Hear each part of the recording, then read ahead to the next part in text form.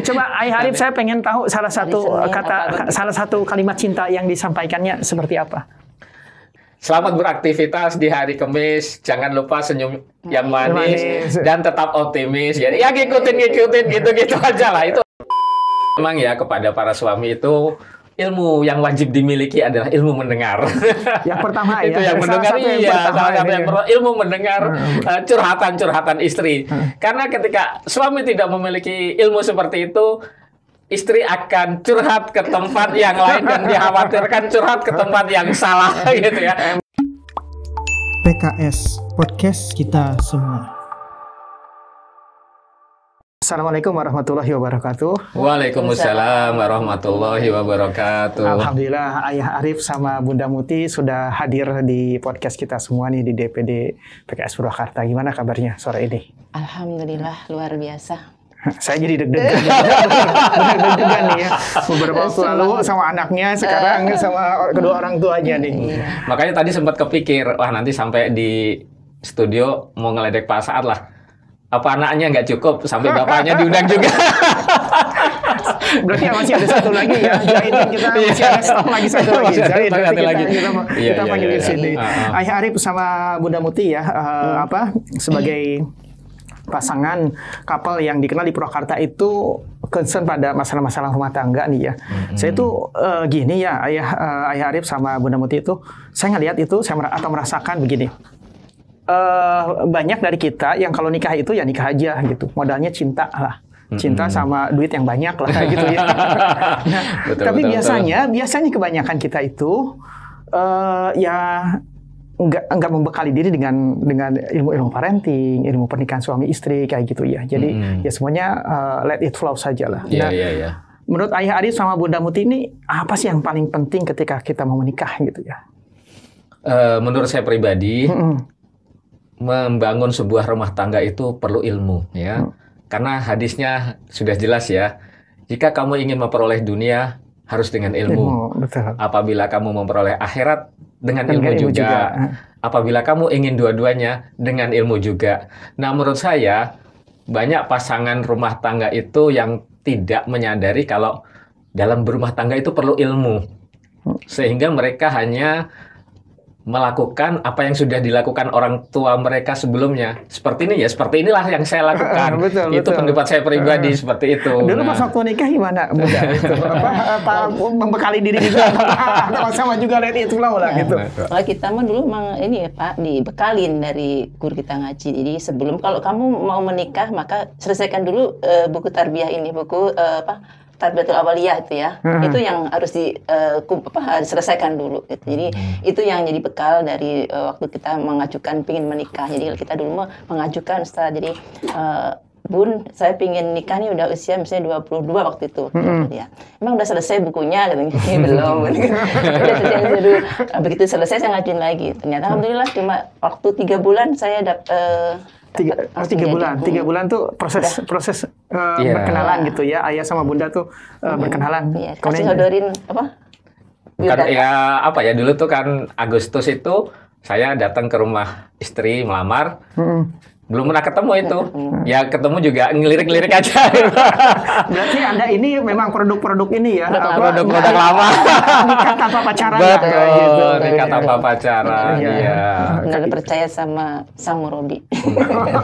Guru ngaji ya. Guru ngaji kita dulu. Betul. Baik nih. Tadi itu jadi ilmu itu penting banget nih dalam pernikahan ya. Seperti juga di hal-hal yang lainnya. Nah, saya pengen nanya nih, saya punya 8 hal yang mungkin Bunda sama Ayah Arif ini punya jawaban yang pas gitu ya.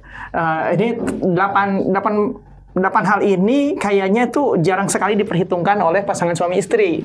Jadi saya pengen kalau misalnya di luar sana itu banyak hal penting, hal krusial, segala macam. Nah, saya pengen nanya ya. Ini top list saja ya, 8 hal dan Anda berdua bisa menjawabnya dengan random ya. 8 hal yang nggak penting yang harus ada dalam kehidupan suami istri. Menurut saya yang pertama yang tidak terlalu penting adalah istri tidak harus selalu bermake up lah ya. Itu Skincare itu ya udah nggak penting ya, nggak penting lah ya. Bun, gitu. pakai skincare. Ini yang bagi saya yang paling ya mungkin istri tampil apa adanya adalah jadi make up atau apa bagi saya tuh tidak terlalu perlu lah di saya sendiri. Oke. Ini keren banget nih. Istri nggak pakai make up itu ya. Iya, betul seperti itu gitu. Ya bagi saya tidak terlalu penting lah gitu. Nah, seperti itu. Itu yang pertama mungkin istri saya bisa menambahkan. Bunda Muti. Nomor dua hal yang nggak penting yang harus dalam kehidupan suami istri. Yang dua itu biasanya saya kalau mau jalan-jalan nggak penting dengan memakai apa, yang penting jalan, nggak penting. Jalan ya. Yang penting jalan aja. Memang Anda gitu. berdua kan dikenal sebagai suami istri yang jalan-jalan. Jalan kaki, bersepeda, mau naik motor, mau naik mobil, yang penting jalan. Gitu. Yang penting keluar rumah itu, nggak penting mau naik apa gitu, nggak penting. Tapi ada tujuan kan, misalnya Ya pasti. Makanya kalau kita mau pergi itu, yang pertama adalah memang tujuan dulu. Tujuan. Dan itu biasa kita musyawarahkan di antara kita, ayo mau kemana, dan kita tidak pernah apa ya, meskipun saya sebagai kepala rumah tangga tidak mau diktator lah ya. Kita musyawarah. Kalau memang usulan anak lebih pas ya kita ikutin. Ini asik banget nih jalan bareng gitu ya. Menjadi hal yang gak penting tapi harus ada dalam kehidupan suami istri. Keren banget. Kita pernah naik motor berdua sampai ke Gunung Parang. Gunung Parang, Tegalwaru betul. Pernah sampai ke Lembang. Itu Lembang Pakzu. Naik motor berdua. Naik motor aja. Niat aja gitu kan. Ya ini cuma ada motor aja udah nggak penting, yang penting kita keluar aja gitu. Mana kamera saya ini ya? Nah, dengerin nih suami istri mesti jalan-jalan. Terkadang orang itu ya mohon maaf ya terkendala hal itu. Jadi mau jalan-jalan, aduh saya nggak ada ini, nggak punya duit, saya mau naik angkot panas gitu. Bahkan kita pernah mudik naik kereta ekonomi yang kaki ada di kepala. Tas sendiri seperti itu. Berarti tahun 2000-an ya, tahun 2000-an ke bawah. Jadi itu masih punya anak kecil. Bagaimana kita mudik? Ya, adanya kereta api murah, ya coba kita ini kan gitu. Jadi asik. Oke, nomor tiga hal yang nggak penting yang harus ada di dalam kehidupan rumah tangga. Terutama saya ya, mungkin sekarang ini yang sudah punya anak remaja. Yang ketiga nih ya, udah punya anak remaja dan tentunya kultur saya dan anak saya tuh zamannya beda lah ya. Ya kadang anak saya mau di rumah itu mungkin kalau menurut sebagian orang nih anak kok kayaknya nggak ada sopan, nggak ada, tapi selama itu menurut saya masih biasa pas saja ya akan saya biarkan aja bagaimana dia nyaman di rumah gitu. Jadi egaliter ya, sama pokoknya sama anak itu egaliter. Gitu. Kadang anak mau tiduran di ruang tamu mau apa ya, selama dia nyaman ya silakan gitu ya. Karena itu nggak prinsipil banget nggak prinsip banget ya gitu. Jadi bagi saya itu nggak penting, yang penting dia nyaman dan dia bisa setelah itu dia bisa produktif berkreasi dengan ini ya silakan gitu. Oke, yang keempat nih Bunda atau Ayah Arif nih, apa nih hal yang nggak penting yang harus ada dalam kehidupan suami istri? Kalau saya kadang-kadang karena sebagai seorang istri kan biasanya harus pintar masak. Ini betul. Tapi suami saya alhamdulillah gitu ya, tidak terlalu penting istrinya pintar masak gitu ya. Yang penting makanan ada aja. Tapi begitu ada waktu, istrinya ternyata pintar masak. Jadi sebenarnya Bunda ini bisa masak atau enggak? Bisa masak. Cuma karena kesibukan, kadang-kadang ya seadanya gitu, tapi menerima saja. Gitu. Anak-anak juga sama gitu. Enakan Umi di rumah, masakan pasti enak. Beda dengan masakan baru gitu. Jadi masalah masakan ya anak-anak paham gitu. Ketika Uminya ada ya dinikmati dengan masakan Uminya, tapi ketika nggak ada ya apa adanya. Jadi nggak terlalu penting untuk menyediakan makanan yang harus ada ketika kitanya nggak ada. Yang penting seorang ibu itu, seorang istri, dia konsisten menyediakan makanan buat anggota keluarganya ya, Bun. Dan itu bagaimana kalau Ramadan tuh, Bun? Ini biasanya kan stay ada waktu sahur, ya Bunda apa menyiapkan makanan atau tetap beli dari luar? Secara sekarang kan pesan makanan gampang ya ininya lewat online kayak gitu. Alhamdulillah kami sekeluarga orangnya tidak ribet. Jadi kita mau orangnya fun-fun aja gitu. Iya, ya. fun-fun. Jadi ketika sahur adanya di kulkas telur, anak saya nyeplok telur, ya sudah mereka nyemplok Beres ya, sendiri. akhirnya. Adanya cuma nugget aja. Gitu. Adanya cuma Air putih aja. Jadi tidak terlalu. Terkadang hal-hal kecil bagi sebagian orang itu suka dibikin masalah. Bagi kita, udahlah nggak usah, selama itu tidak prinsip banget Ya, betul. tidak terlalu prinsip, kita tidak terlalu permasalahkan. Karena saya mendengar ya nggak ibu-ibu gitu, Umi saya terlambat mengaji karena harus masakin suami, harus hangat masakannya, harus seperti ini dan seperti ini, sehingga saya telat. Jadi suaminya kenapa bikin ribet sih gitu. Nah, Ayah Arif gimana nih? Sekarang dari perspektif Ayah Arif sendiri, kalau dapat makanan yang biasa, sebenarnya misalnya satu minggu itu telur aja terus, itu gimana? Ya, dinikmatin aja gitu. Dinikmatin aja gitu loh. Apanya kalau memang adanya itu, artinya jangan sampai hal-hal seperti itu menimbulkan jadinya nanti cekcok lah, protes ya pengennya seperti itu. Ya kita sadar lah ya, mungkin kita dan istri sama-sama aktif lah ya, istri aktif di sekolah, di GTKI ya, di partai juga. Ya kebetulan saya sekarang ya tidak terlalu aktif gitu ya. Jadi ya apa adanya aja ini, kadang yang ayah seperti tadi disampaikan, apa yang ada di kulkas misalnya, itulah yang kita masak gitu, seperti hal yang nggak penting, yang harus ada dalam rumah tangga, istri nggak harus selalu bisa masak. Nggak harus bisa masak, betul gitu. Paling sering masakin apa Bun buat Ayah Arif ini? Kita masakan favoritnya soto. Pecel Madiun. Betul. Harus selalu ada dong itu. Ya nggak selalu, cuma kadang nanti gini, pasti ada. Nah, kadang kalau pas lagi ada di rumah, wah udah lama nih kita nggak masak ini, mau masak apa? Oh ya pecel, ya udah gitu. Ya itu tadi kita omongin aja, walaupun musyawarah tapi secara santai lah gitu. Tapi harus ada bagi-bagi tugas. Biasanya kalau uminya masak, yang nyapu, yang ngepel, yang beres-beres, yang jemur. Jadi ada tugas semua, anak-anak juga sama. Ayah Arif tuh ngerjain ngepel segala macam kayak gitu. Ada bagian-bagiannya gitu. Luar biasa. Yang kelima Ayah Arif sama Bunda Muti. Ya, yang kelima mungkin bagi saya kan ya, istri sekarang ya cukup aktif lah ya, selain di TK, di IGTKI gitu kan, kemudian belum di partai. Ya artinya sudah nggak penting lah mungkin istri mau pulang malam gitu kan, selama saya tahu agendanya kemana jelas gitu ya, bersama siapa. Ya sudah, bagi saya kehadiran istri saat itu tidak terlalu penting bagi saya biar istri itu beraktivitas secara totalitas. Ada di ruang publik gitu ya. Secara tuntaskan dulu tugasnya. Meskipun kadang sampai jam 12 malam baru datang ya. Pernah, Bun? Ya kemarin jam 12 malam. Bukan pernah sering. Saya minta dijemput sudah tidur. Jadi itu gimana, pulang sendiri atau nggak jahit itu? Anak cukup lama sih. Ada jahit yang ini. Kan saya udah nunggu tuh jam 11 belum ada kabar ya, mungkin pas ya sudah. Jadi ya itu kan, kadang mungkin bagi saya, selama saya udah tahu istri saya sekarang sedang ada aktivitas nih di luar, acara apa dengan siapa, ya sudah, mau pulang jam berapapun ya saya tidak terlalu penting lah, istri harus ada sekarang ini, bagi saya tidak gitu kan.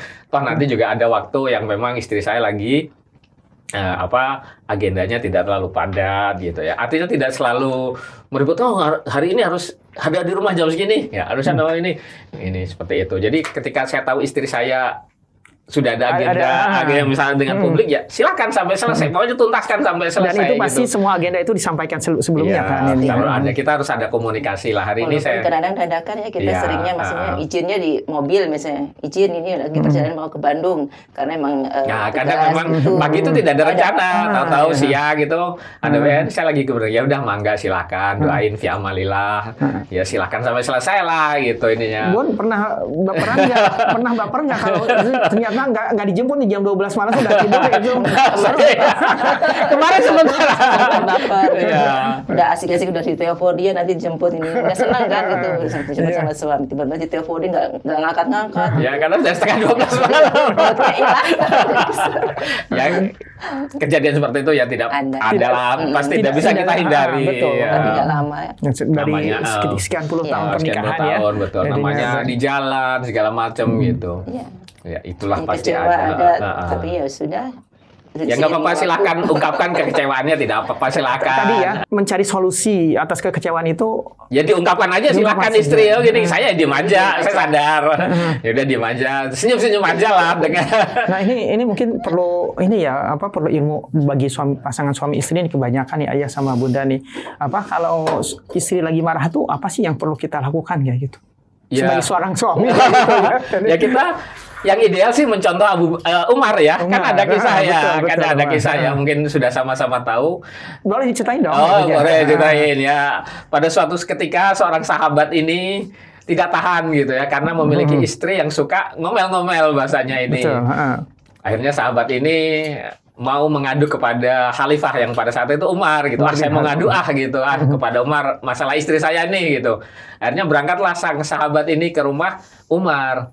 Baru sampai di pintu pagar, ternyata sahabat ini mendengar juga di dalam rumah Umar sedang diomelin istrinya gitu. Saya mau ngadu, ternyata Umar juga sama gitu. Dan Umar diam saja mendengar omelan istrinya. Dan akhirnya sang sahabat ini pulanglah, dia nggak jadi ngadu gitu. Akhirnya suatu ketika bertemulah sahabat ini dengan Khalifah Umar. Dan dia tanyakan, "Wahai Khalifah Umar, kemarin saya datang ke rumah engkau hendak mengadukan masalah istri saya yang cerewet gitu. Tapi ternyata ketika sampai rumah engkau, saya mendengar bahwa Khalifah juga sedang diomelin gitu ya oleh istrinya gitu. Dan ternyata Khalifah Umar diam saja. Wahai Umar, apakah gerangan yang membuat kamu diam saja ketika diomelin istri?" Apa jawab Umar? "Ya, kebaikan istriku sudah terlalu banyak buat aku. Apakah gara-gara hanya itu saja saya jadi marah gitu ya." Jadi buat para suami ketika mendapatkan istri ya lagi marah, cerewet, gitu. Kesel, komplain dan sebagainya, ya tahanlah, diamlah dulu ya. Biarkan istri mengungkapkan kekecewaannya, biarkanlah istri curhat sepuas-puasnya dulu gitu ya. Nanti ketika sudah kondisi tenang, mungkin barulah bisa dibicarakan. Jadi posisi suami lebih banyak punya ilmu mendengar, itu saran saya. Dan itu memang perlu dilatih ya. Tidak serta perlu latihan itu ya berarti. Oh iya, perlu latihan. Saya juga kadang-kadang ya. Suami perlu latihan mendengarkan istrinya bercerita. Istrinya bercerita, betul. Dan cara paling gampang itu adalah ketika menjelang tidur. Ya, ketika menjelang tidur tuh biasanya istri suka cerita. Ini menjadi satu hal yang penting dong. Betul, penting banget. Ketika menjelang tidur, istri kan biasanya ingin melepaskan curhatan-curhatannya seharian itu. Ya kita dengerin aja, walaupun akhirnya malah tidur. Tapi paling tidak dengerin dulu gitu. Tapi mungkin biasanya pernah kan nemuin gini, misalnya lagi curhat nih, ternyata, sudah tidur. Terus atau mungkin Bunda merasa begini, apa sih, aku kan ngomong begini, besoknya sudah lupa lagi gitu. Pernah nggak?